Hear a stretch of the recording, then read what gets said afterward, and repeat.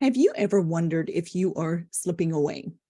You knew that your parent had some form of dementia before he passed away.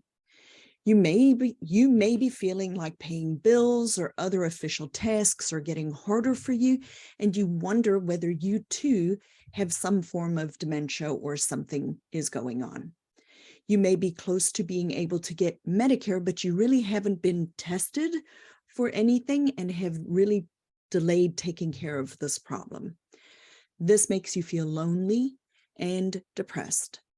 You went to a new doctor and he gave you a memory test and then gave you some sort of medication, but you don't know what this medicine is for. And now you feel worried that you too may be slipping away. Has that ever happened to you, or has that ever happened to a loved one? Firstly, I too have had many times when I have wondered about my own cognitive health. It can feel very scary, and you do feel very alone. And I am very sorry that you're feeling like this. But let me try to unpack your situation for you today. When a person feels like they are slipping away, it may be a sign that you need to take very seriously, because the first sign of having difficulty in thinking has been shown to be sometimes more than 20 years ahead of the actual changes that can be noticed on medical testing. This period is called subjective cognitive impairment, and this is when you can actually make changes in your lifestyle to be helpful to decrease your own risk for developing dementia.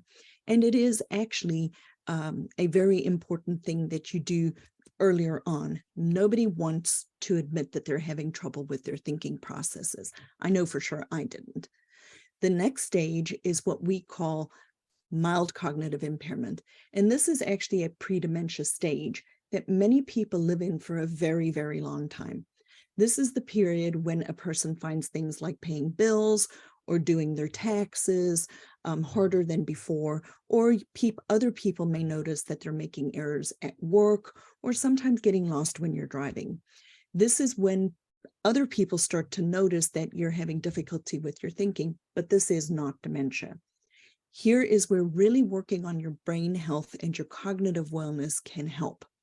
This is also the first stage when a standardized test will pick up difficulty in one's thinking processes for the first time.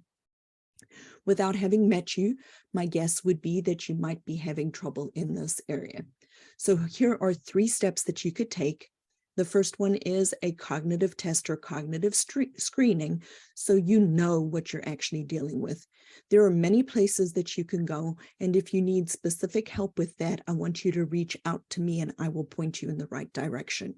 You can message me here on Facebook, or you can reach me through my contact area on YouTube.